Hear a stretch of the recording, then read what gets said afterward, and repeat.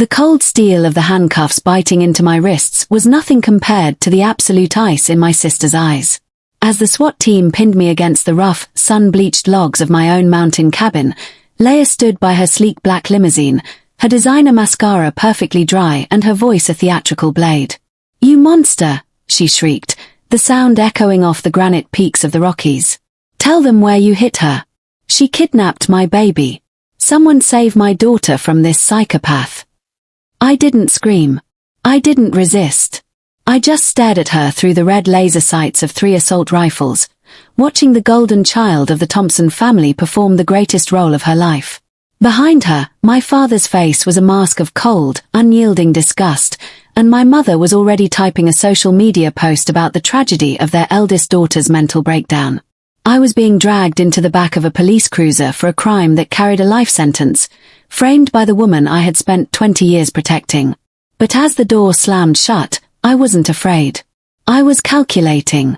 Because Laya hadn't just called the police, she had staged an execution of my soul, and she had forgotten that I was the one who taught her how to hide the bodies. I grew up in the Thompson household, a world where reputation was the only currency and love was a performance. My father, Robert Thompson, was a titan of New York social circles, a man who believed that a blemish on the family name was a sin worse than death. My mother, Catherine, was a woman of passive-aggressive sighs and curated silences, following my father's lead like a shadow. And then there was Laya. My younger sister was the apple of their eye, a manipulative masterpiece who learned early on that a well-timed tear could erase any crime. I, the eldest, was the practical one. The graphic designer. The disappointment. I had spent my entire life as the family's professional cleaner. In high school, when Laya got caught cheating on her finals, I told the principal the notes were mine. When she stole $5,000 from my father's mahogany safe to buy a designer handbag, I worked 3 jobs to replace the cash before he noticed. I was conditioned to believe that keeping the peace was my sole responsibility. That's why I bought the cabin. I used my earnings from a decade of high-end design projects to buy a sanctuary in the Rockies, 4 hours away from the toxic fumes of my family's expectations. For 2 years, I was free. Until the phone rang on a Tuesday morning, and Laya's voice, trembling with a manufactured panic, shattered my peace. "It's Mark, Rhonda. He collapsed. They think it's a massive heart attack. I'm at the hospital and I can't have little Lily see him like this. You're the only one I trust. Please, you have to take her for a few days." It didn't make sense. Mark was a 36-year-old triathlete, and the Thompsons had a full staff of nannies and security. But the habit of being the savior was a hard one to break. "Fine," I whispered. "Bring her here." 2 hours later, that black limousine pulled up my gravel driveway. Laya didn't look like a grieving wife. She looked like she was escaping a crime scene. She was wearing a Chanel suit, her hair perfectly coiffed, her movements jagged and frantic. She pulled 9-year-old Lily out of the car. It was a sweltering 90-degree day in July, but Lily was wearing a thick, oversized wool sweater. The poor girl wouldn't look at me. She stared at the dirt, her small hands shaking. When I reached for her, she flinched, a violent, visceral reaction that sent a chill down my spine. That's when I saw it. A dark, ugly purple bruise peeking out from under the cuff of her sweater. "Laya, what is this?" I asked, grabbing my sister's arm. "She fell on the playground, Rhonda. Don't be so dramatic." Laya snapped, shoving Lily toward me. "I have to go. Mark is in surgery. Don't call me, I'll call you." She sped off, the tires spitting gravel. I took Lily inside, made her a warm hot chocolate, and locked the door. I thought I was protecting her from the trauma of her father's illness. I didn't know I was locking myself into a cage. That night, Lily slept restlessly on the couch. Every time a floorboard creaked, she jumped. I stayed awake in the armchair, a kitchen knife on the side table, thinking someone was coming for her. I didn't realize the person coming for us was already wearing a badge. The next morning, the world exploded. I tried calling Laya, then Mark. Both phones were disconnected. I checked my email and found a string of messages from my parents that turned my blood to lead. "We always knew you were jealous of her life, Rhonda, but this? You're a monster, my mother wrote. My father's email was shorter, colder. Give her back. You're dead to us.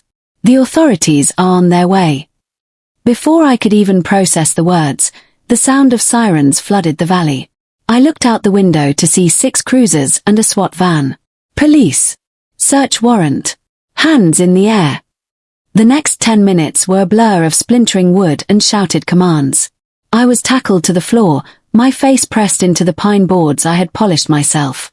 Lily was screaming, and as the officers carried her away, Laya appeared at the perimeter, leaning into my mother's arms, sobbing for the cameras that had miraculously appeared on the scene. In the interrogation room, Detective Harris didn't look like he wanted to hear my side of the story. He laid out a folder of evidence that made my head spin. A photo from a neighbor showing me dragging a resisting Lily into the cabin. In reality, I was helping her walk because she was dizzy. A close-up of the bruises on Lily's wrists, which Laya had testified I inflicted during the abduction. And the killing blow, a digital recording of a phone call. Harris pressed play. My voice, unmistakably mine, filled the room. I have the girl, Laya. If you ever want to see her again, you'll put $600,000 in the offshore account I sent you. Don't call the cops, or I'll make sure she never walks again. I sat in stunned silence. I had never made that call. But as a graphic designer who worked with AI voice synthesis for corporate presentations, I knew exactly what I was hearing. It was a deep fake. You're facing aggravated kidnapping, extortion, and child abuse, Rhonda, Harris said, leaning in. Your sister is a mess. Your parents have disowned you. Just tell me where the money went and maybe the DA will take the death penalty off the table. I looked at the transcript of the ransom. $600,000. It was a very specific number. 2 weeks ago, I had accidentally seen a credit card statement on Laya's vanity. She owed exactly $584,000 to various high-end boutiques and online gambling sites. She had staged a kidnapping to pay off her shopping addiction using my life as the currency. While I was being interrogated, Laya was in the lobby, surrounded by the grieving Thompson clan. She thought she was home free. She didn't know that her greed had created a loose thread. Jake, Laya's personal fitness coach and secret lover of 7 months, was watching the news from a motel room 3 miles away. Laya had promised him $70,000 to help her record the fake ransom and discover the child at the cabin. But when the SWAT team arrived, Laya had panicked. She had blocked Jake's number and told the police that a suspicious man had been seen talking to Rhonda, effectively throwing Jake under the bus as my accomplice. Jake wasn't a good man, but he was a survivor. And he knew Laya Thompson. He knew she would discard him the second the money hit her account. I demanded a lawyer and told Harris to check the metadata on the recording. Check the background noise, I told him. There's a specific hum in that audio. It's the sound of the industrial refrigerator in Laya's basement kitchen. I'm a designer, Harris. I know sound profiles better than your lab does. Harris scoffed, but he looked at the file again. Suddenly, the door to the interrogation room opened. A junior officer whispered something in his ear. Harris looked at me, then at the door. Wait here, he said. They brought me into the observation room behind the one-way glass. On the other side sat Jake. He was holding a burner phone, his hands shaking. She's going to kill me next, Jake was saying to another detective. She coached the kid. She made me help her apply the makeup to the girl's wrists to look like bruises. She told Lily if she didn't cry and say Rhonda hurt her, she'd never see her dad again. I have the video. My heart stopped. The detective played the video on a laptop. It was a vertical recording from the back of the limousine. Laya was sitting next to a terrified Lily. Laya was holding a makeup palette, carefully brushing dark purple and blue shadow onto Lily's small wrists. Now remember, Lily. Laya's voice was clear on the tape. If the police ask, Aunt Rhonda did this. If you don't say it, Daddy's heart will stop for real. Do you understand? Aunt Rhonda is a bad person who wants to take us away.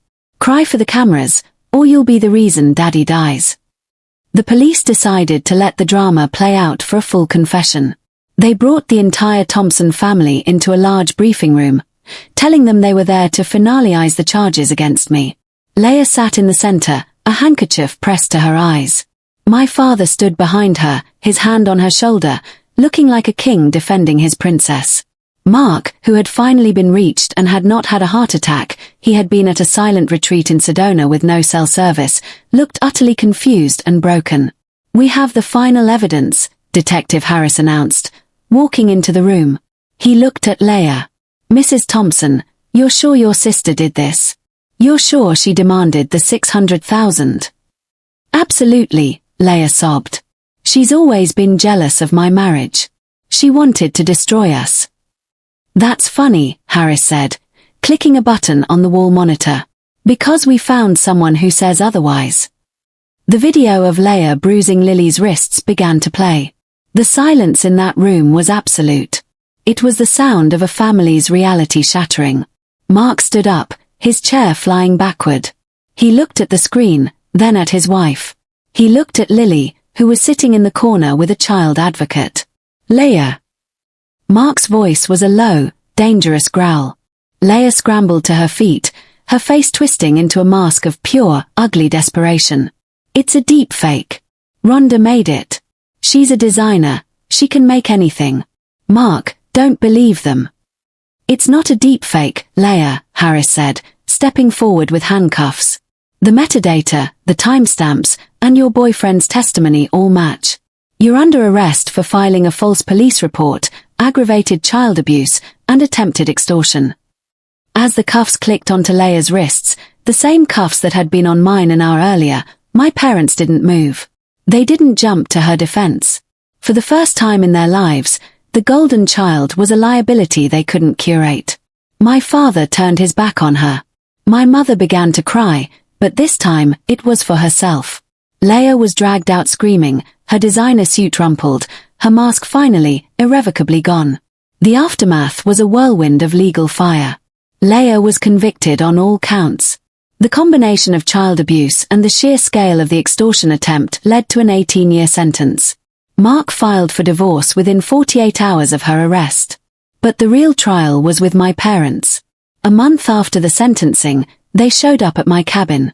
They were carrying expensive gifts and wearing expressions of practiced regret. "Rhonda, darling," my mother started, reaching for my hand. "We were so misled. Laya was always so convincing. We want to make it up to you. We've set up a trust fund for your design studio." I looked at them. I looked at the parents who had watched me being dragged out in handcuffs by a SWAT team and hadn't said a single word in my defense. Who had emailed me calling me a monster before even asking for the truth. "No," I said. My father bristled. "Rhonda, don't be difficult. We are your family." "No," I repeated, my voice as cold as the mountain air. "You aren't family. You're spectators. You only love the version of me that keeps your reputation clean. Well, your reputation is gone. Everyone in the city knows what Laya did. Everyone knows you raised a monster and blamed the victim." I handed them a folder. It wasn't a design project. It was a permanent no-contact order and a trespass warning. "If you ever come back to this mountain, I'll have you arrested," I said. "I'm done cleaning up your messes. I'm done being the ghost in your photos. Go home and live with the silence you created." I shut the door and locked it. It's been a year now. I'm still in the Rockies, but the cabin is no longer just a house. Using the massive financial settlement Mark gave me, and the proceeds from the sale of Laya's seized assets, I've opened the sanctuary. It's a support center for children who have suffered from family-based psychological abuse and scapegoat trauma. Lily lives with me now. Mark realized that his life as a high-stakes athlete hadn't prepared him for the emotional wreckage Laya left behind, and he knew Lily felt safest with the only person who had ever truly stood up for her. Lily is 10 now. She doesn't wear sweaters in the summer anymore. She spends her days painting the mountains and her nights sleeping soundly, knowing that the doors are locked against the monsters outside. Justice isn't just about the person in the cell. It's about the person who finally stops carrying the weight of someone else's lies. I looked at my sister one last time during her sentencing. She looked at me with pure, unadulterated hatred. And for the first time in my life, I didn't feel the need to fix it. I just turned around and walked toward the light. If this story stirred something inside you, Don't scroll away in silence. Tap like, it tells us these stories deserve to be told. Subscribe to Vengeful Goddess for unforgettable tales of betrayal, resilience, and justice. Stories you won't hear anywhere else. Turn on the bell icon, so the next story reaches you the moment it drops.